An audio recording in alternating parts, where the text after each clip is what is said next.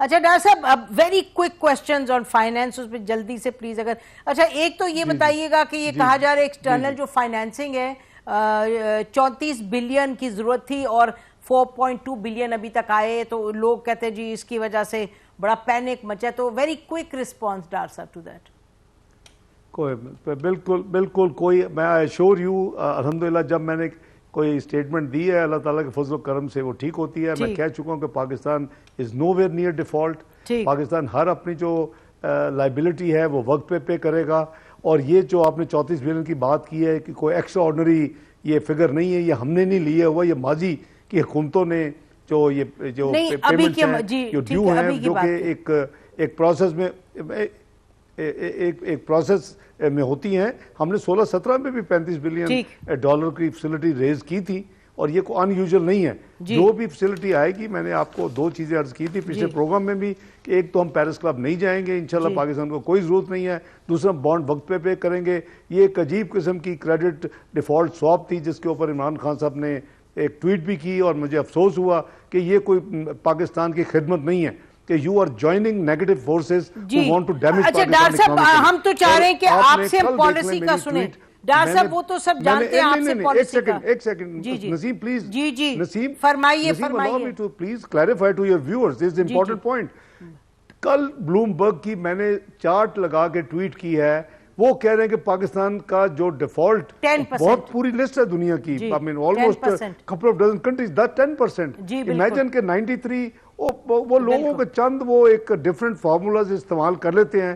کوئی انشاءاللہ نہ پاکستان ڈیفالٹ کرے گا، نہ اپنی ادائیگیوں میں کوئی ڈیلے کرے گا. وقت پہ ہر چیز ہوگی اور کوئی ایسا امپاسبل ٹارگٹ نہیں ہے جو اچیو نہیں ہوگا. اب یہ بیٹھ کے یہ جب ان کی حکومت تھی کبھی ہم نے کہا تھا کہ اتنے پیسے. اچھا ڈاکٹر صاحب آپ نے کلیریفائی کر دیا ہمارے امپورٹنٹ پوائنٹس ہیں ڈاکٹر صاحب. We need to. اچھا ڈاکٹر صاحب ایک آئی ایم ایف مشن کا یہ کہا جا رہا ہے کہ آئی ایم ایف مشن نے کہا ہے کہ جب تک ہم پلان نہیں بنائیں گے وہ جو ریکوری پلان اور امپیکٹ فلڈ سے ریلیٹڈ پھر وہ آئیں گے یہاں. اچھا اور پلاننگ کمیشن نے کہا ہے کہ 20 دسمبر تک وہ اپنا جو ریکوری اور امپیکٹ پلان ہے فلڈ کا وہ بنائیں گے. تو ہم یہ سمجھے کہ آئی ایم ایف مشن اب نہیں آئے گا بیفور نیکسٹ ایئر. دیکھیں ریہیبلیٹیشن ریکنسٹرکشن جو پلان ہے، ہم نے جو انسٹنٹ ریکوری اور اسسٹنس کرنی تھی وہ تو ہو چکی ہے. وہ تو قریباً 89 بلین روپیز استعمال ہوئے ہیں، 70 billion in cash and 19 billion in kind through national disaster management authority. وہ تو ہو چکے این ڈی ایم اے کے ذریعے. اچھا اب فیوچر کی بات کر رہے ہیں. ظاہر ہے کہ ابھی آپ کے جو 2010 میں زلزلہ ہوا تھا آپ کو یاد ہے کئی سال لگے تھے. اب یہ میرے نزدیک ان ریزنیبل ہے یہ کہنا کہ جی آپ ہمیں ابھی بتائیں کہ جی جو 16 بلین ڈالر نیڈز اسیس کی ہیں، وہ جو گروپ ہے وہ ورلڈ بینک ہے، وہ ایشین ڈیولپمنٹ بینک ہے، یہ یورپین یونین ہے اور وہ یو این ڈی پی، یہ 4 اداروں نے assisted by government of Pakistan. انہوں نے یہ کیلکولیٹ کر کے دیا ہے کہ جی پاکستان کے جو لاسز ہیں اکنامک اینڈ فزیکل لاسز وہ 30 بلین ہیں، رفلی ہاف ہیں. اور جو نیڈ چاہیے کیونکہ ظاہر اکنامک لاسز ریکور اس طرح کیش میں نہیں ہوتے بائی اسپینڈنگ، تو وہ 16 بلین ڈالر ہے. اب 16 بلین کا وہ کہتے ہیں جی کہ آپ کیسے خرچ کریں گے. ایک تو ریلیونٹ نہیں ہے کیونکہ یہ اس سال میں تو خرچ نہیں ہونے، اس کا ایک پلان ہے. دوسرا ڈونر کانفرنس ہونے جا رہی ہے جنوری میں، وہ جو کمٹمنٹس ہوں گی اسی کام کے لیے استعمال ہوں گی. تیسرا یہ over a period of few years یہ کام ہوگا نا، یہ ایک سال میں کوئی میجک تو نہیں ہے کہ پیسے ڈال دے تو وہاں سے وہ تو آئی ایم ایف نے یہ کنڈیشن لگا دی ہے کہ they won't come till this is not done. آپ کی بات بالکل جائز ہے اپنی جگہ. نہیں وہ کہتے ہیں جی ہمیں نہیں اس طرح نہیں ہے. یو سی ہم افواہوں کی فیکٹری ہے لگی ہوئی ہمارے ہر طرف، ہم اپنے اکنامک انٹرسٹ کو خود ڈیمیج کرتے ہیں ایسی ڈسکشنز کے ذریعے.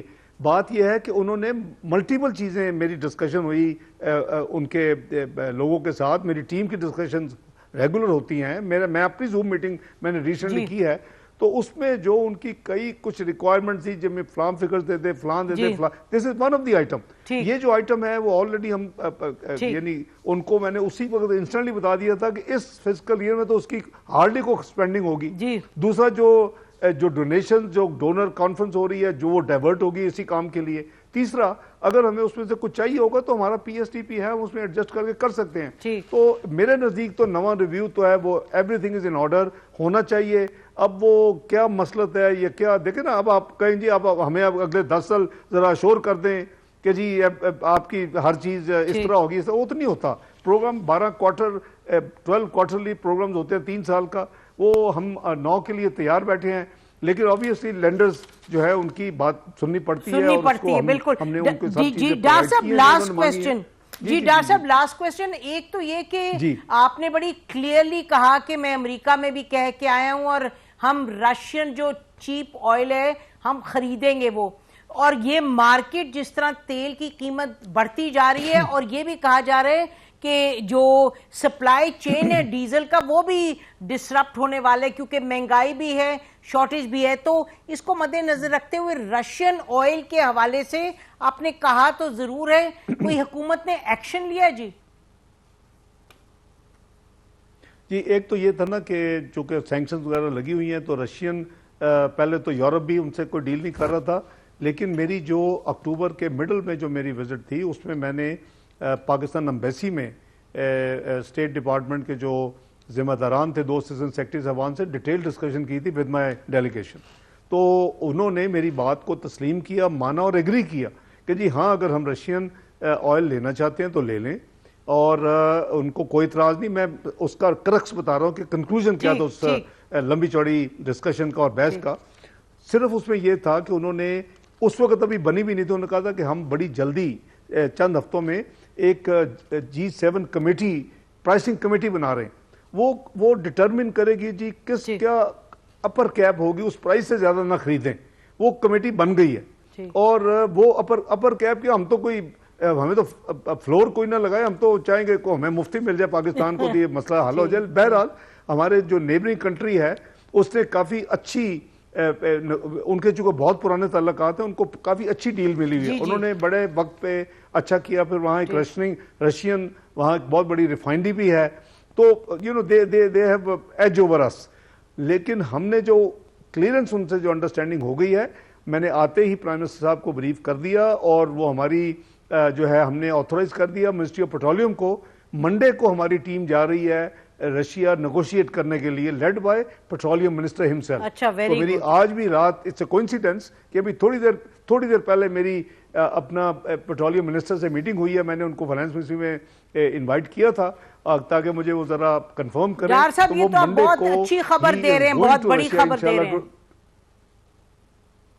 آپ دعا کریں نا کامیاب دورہ ہو, کچھ ٹرمز کنڈیشنز پاکستان کی عوام کے لیے رائٹ انیشیٹو. ڈاکٹر صاحب بڑا نیڈڈ انیشیٹو تھا, بہت اچھا انیشیٹو تھا. آپ امریکہ سے بھی کلیریفائی کرائے اور یہ بھی بہت بہت شکریہ ڈاکٹر صاحب پروگرام میں آنے کا. ناظرین اسی پر پروگرام ختم کرتے ہیں. خدا حافظ. پاکستان زندہ باد.